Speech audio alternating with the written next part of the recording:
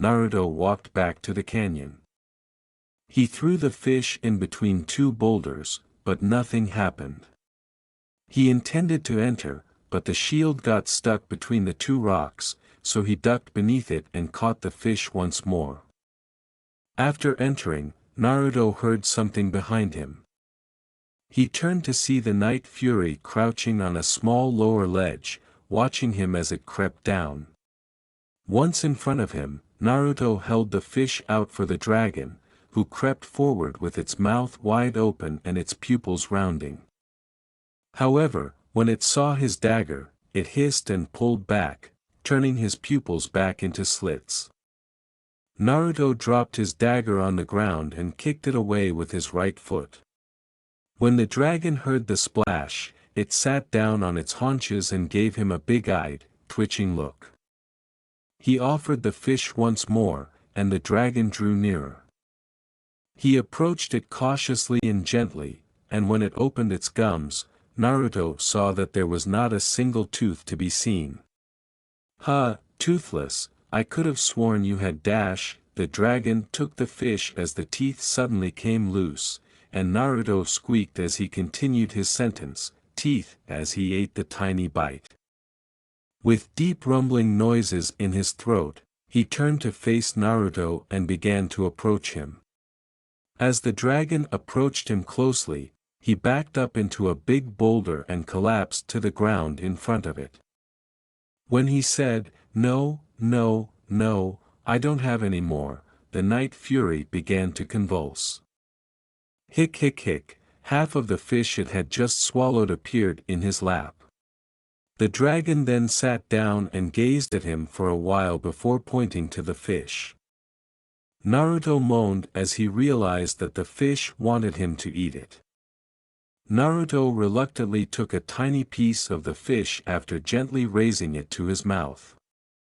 The taste was awful, and he had to hold down what food he still had in his stomach. Furthermore, it didn't help at all that the tat had previously been in a dragon's stomach. Naruto looked up and saw the dragon point in his direction, urging him to swallow it. Despite his best efforts to avoid vomiting, Naruto swallowed the fish in his mouth, causing him to gag and wince. However, the Night Fury was pleased, and Naruto couldn't help but laugh and smile in a silly way. The dragon squinted his eyes and gave him a strange, toothless smile. Naruto reached forward to touch the dragon, but it growled and quickly fled to the opposite side of the glade. It set the ground on fire and lay down on the warm flames. He raised his head to the sound of chirping and noticed a bird flying away from his nest on a branch. He looked at Naruto, who had moved to the opposite end of the canyon and was now sitting next to him. He smiled and waved briefly before the Night Fury moved his head and shifted his body. After he was fully seated, he moved his tail next to his head and covered his face with his only tail fin. Naruto scooted closer, wanting to touch the scaly skin. When his fingers were only a few inches away, the dragon pulled back his tail fin to see what he was doing. Naruto jumped back in surprise and left with a stumbling gait. When the dragon finally opened its eyes after hours of trying to sleep by hanging by its tail on a tree root, he saw Naruto sitting on a small rock away from him. Intrigued, Naruto had been idly drawing in the dirt with a stick when he noticed the large black beast watching him from behind. With a few gestures, the lines took the shape of the dragon, and when the Night Fury decided to leave, he finished the eyes. When he turned around, he saw that the dragon had broken off a tree branch and began to draw lines into the ground, seemingly moving in a disorganized manner. After finishing, he appeared to be proud of his work. Naruto got up in the middle of the drawing to get a better look at the dirt swirls. As he was looking around, his foot struck one of the lines. The dragon growled angrily, and he quickly removed it, causing it to purr and round its pupils once more. Oddly, Naruto struck the line once more,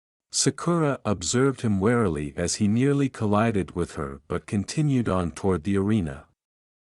While Naruto rubbed Toothless, he purred.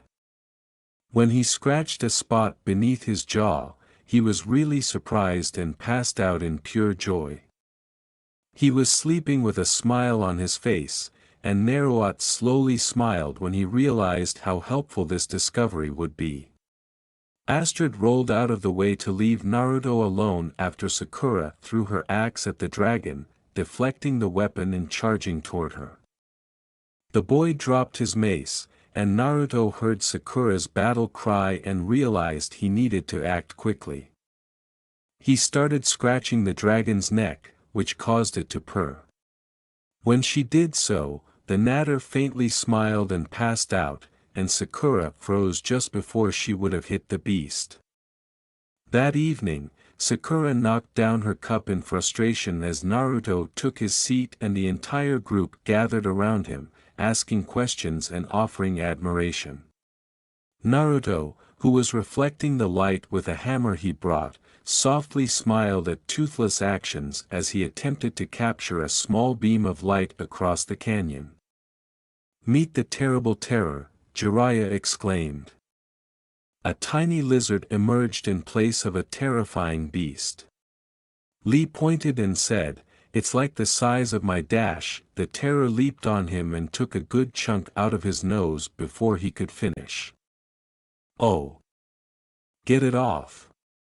However, something captured its attention, a tiny light on the ground that appeared to be enjoyable to play with. The terror released Lee. "Oh, I'm hurt. I am very much hurt." The terror led the little dragon back to its cage by following the light bouncing off Naruto's shield. Sakura flashed Lee a death gaze and said, "Wow, he's better than you ever were." When Sakura looked around, she saw Naruto. The boy noticed her staring at him and accelerated his speed. Sakura followed Naruto as she climbed a large rock, but Naruto was nowhere to be seen. Sakura was practicing with her axe in the forest, hitting the same spot on the tree each time. In order to make steering Toothless easier, Naruto added a pedal to the saddle. After setting up the pedal, he led his dragon to a cliff with a stump at the top. Toothless spread his wings, allowing the wind to lift them off the ground. Naruto then placed his foot in the pedal and began to move it in various positions. As he practiced more, he became aware that different positions meant different directions. He took a piece of scrap parchment and his charcoal and drew the various pedal positions, discovering that there were 6, each with a distinct function. He also drew the position of the tail fin. He gave Toothless a shoulder pat to signal that he wanted him to take off again, but this time the rope broke and they were flung back into the trees. Naruto screamed as Toothless roared, and when they hit the ground, the dragon sat up and pulled Naruto along with him. "Oh, great," he moaned. Naruto managed to sneak Toothless into the village that night without anyone seeing. He hurried him to Jiraiya's shop and looked for the pincers, but as she looked, Toothless dragged her away when he discovered a bucket and flipped it, making a loud noise that alerted a nearby Sakura. Sakura inquired, "Naruto? Are you in there?" With wide eyes, Naruto jumped through the window and hurriedly shut it, saying, "Sakura." "Hey! Hi, Sakura. Hi, Sakura. Hi." Sakura remarked, "Normally, I don't care what people do, but you're acting weird." Toothless had just seen a sheep and was trying to slip over to capture it. This created noise and tugged Naruto, which made Harem flinch a little. "Well, weirder," Sakura commented. She opened the window to try to see the youngster, but he was gone.